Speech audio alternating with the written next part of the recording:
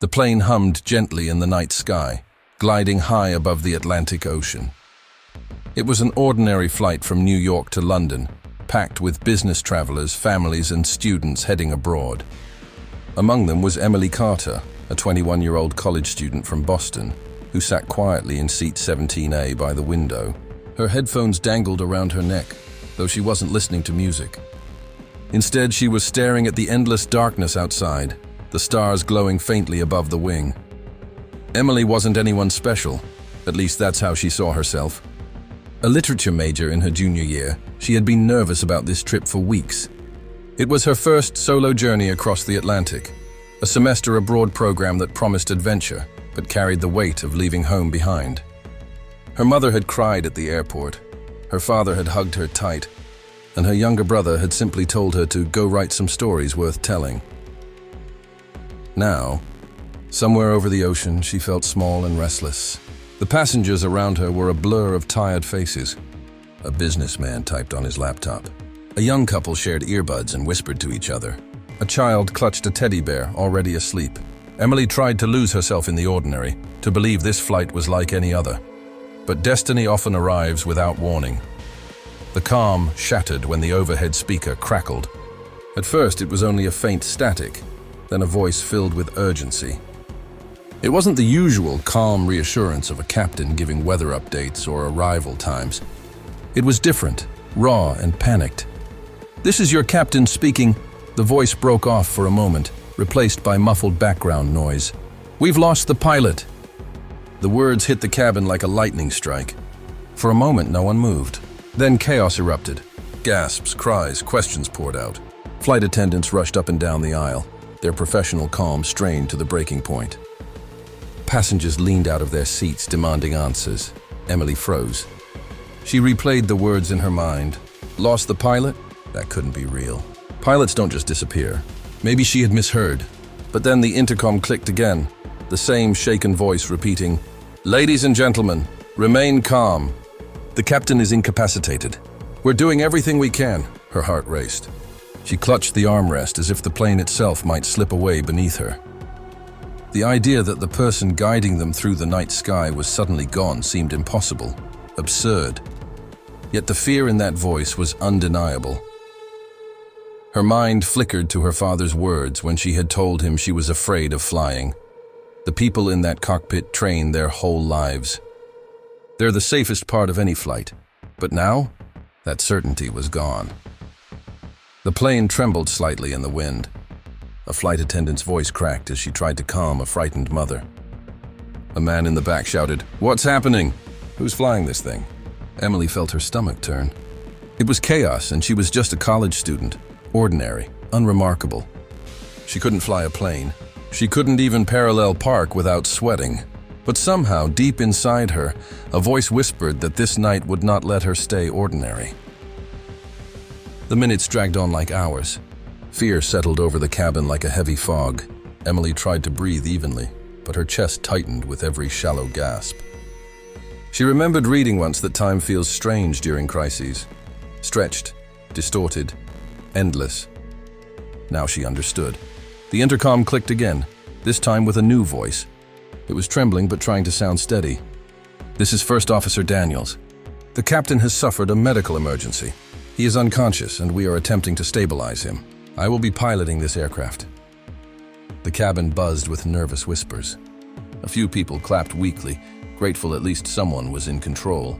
But Daniel's voice held cracks he couldn't hide. "We are requesting an emergency landing. Until then, please remain in your seats." Emily's mind spun. She had no experience with aviation, no reason to think she could do anything. And yet her pulse thudded with a strange conviction.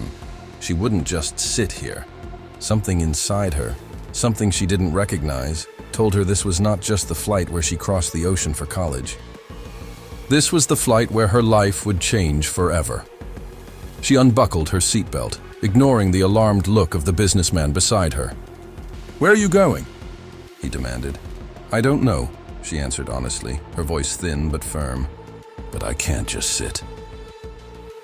The aisle was crowded with anxious passengers and rushing attendants, but Emily forced herself forward. She reached the front, where two flight attendants blocked the cockpit door, whispering rapidly into headsets. Their faces were pale. "I need to help," Emily said, surprising even herself with the determination in her tone. One of the attendants blinked at her. "Ma'am, please return to your seat. The situation is under control." But Emily saw the tremor in her hands, the way she gripped the intercom cord too tightly. Under control was a lie. "I can't fly a plane," Emily admitted. "But maybe there's something else. I know first aid. I volunteer at a hospital back home. If the captain's unconscious, maybe I can help." The attendants exchanged desperate looks. They didn't have time to argue. Finally, one nodded sharply. "Come with us." The cockpit door unlocked with a beep, swinging open to reveal a sight Emily would never forget. The captain slumped in his chair, his skin ghostly pale, eyes closed, lips faintly blue. Beside him, First Officer Daniels was gripping the controls with both hands, sweat running down his temple as he fought the turbulence. His voice, the one that had filled the cabin, was steady only by force of will. "Who is she?" Daniels barked without looking. "She says she knows first aid," an attendant replied. Daniels cursed under his breath. "Fine, do what you can. Just stay out of the way." Emily swallowed hard and knelt by the captain. She checked his pulse, faint but there. His breathing was shallow, uneven. Her hospital volunteer training surged back into her mind. She tilted his head, checked for obstructions, and whispered to the attendants for supplies. Her hands shook at first, but then steadied. The captain was a stranger, but his life was in her hands. As she worked, the plane lurched violently. Passengers screamed in the cabin behind her. Daniel shouted into the radio, trying to reach air traffic control. Emily focused only on the captain's face, the rise and fall of his chest. "Come on," she whispered. "Don't give up now." And then, a faint groan. His eyes fluttered, only for a moment, but enough to spark hope. Emily's heart surged. She pressed on, refusing to let fear consume her. Behind her, Daniels muttered into the radio. "Mayday, Mayday. Flight 732 declaring emergency. Request immediate vectors for diversion." His voice cracked. "I don't know if I can hold her steady." Emily turned, her hair falling into her face. She saw his hands trembling on the controls, the instruments flashing warnings. He was barely older than her, maybe late 20s.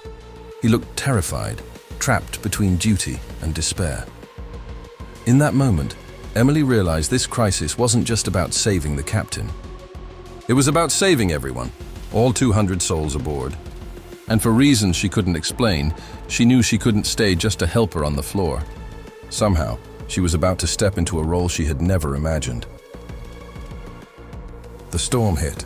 Thunder boomed outside, lightning flashing against the windows. The aircraft shook as if tossed by unseen hands. Passengers clutched each other, crying out in fear. Inside the cockpit, alarms screamed, red lights flashing. Daniels wrestled the yoke, his knuckles white. "I can't," he gasped, sweat dripping onto his shirt. Controls are sluggish, autopilot's failing. Emily's instincts screamed to hold on, to run back to her seat, to hide. But another instinct overpowered it, the one that told her she had been brought here for a reason. "What can I do?" she asked, her voice cutting through the chaos. Daniel shot her a desperate glance. "Nothing. Just stay down." But Emily didn't move. She slid into the jump seat behind him, eyes scanning the blinking instruments. She didn't understand them, not really. But she remembered something. Her brother's obsession with flight simulators, the hours she had spent watching him, bored, yet secretly fascinated. She had laughed then, teased him about his pretend planes. Now, fragments of that knowledge sparked in her brain like scattered puzzle pieces. Trim controls. Autopilot disengage. Manual override, she muttered, the words tumbling out half-formed. Daniels turned sharply. "What did you say?" She swallowed. "My brother plays Sims. I've seen him. He always said you've got to trim the controls manually if autopilot glitches." Daniels stared, torn between disbelief and desperation. Finally he barked, "Fine, help me!" He guided her hands, barking instructions, and Emily followed, her mind racing, her fear battling with focus. Together, they steadied the aircraft. Not perfectly, but enough to stop the violent lurching. The cabin behind them quieted slightly, the screams fading to tense silence. For the first time since the announcement, hope flickered in the air. Emily's arms shook from the effort, but she held on. Daniels worked beside her, his fear tempered by her unlikely courage. She wasn't a pilot, not even close, but in that cockpit, with hundreds of lives depending on her, Emily Carter was something more. The captain stirred again, groaning weakly. Emily's heart leapt. "He's coming back," she cried. Daniels exhaled shakily. "Then hold on a little longer. Help is coming." The radio crackled with the voice of air traffic control, guiding them toward an emergency landing in Shannon, Ireland. The runway was still hours away, but every minute they held steady was a victory. Emily sat there, drenched in sweat, her whole body trembling. She wasn't just a college student anymore. She was the girl who had stepped into the cockpit when the world needed her. When the plane finally touched down hours later, shuddering onto the wet runway, the passengers erupted in cheers and sobs. Paramedics rushed aboard, taking the captain into their care.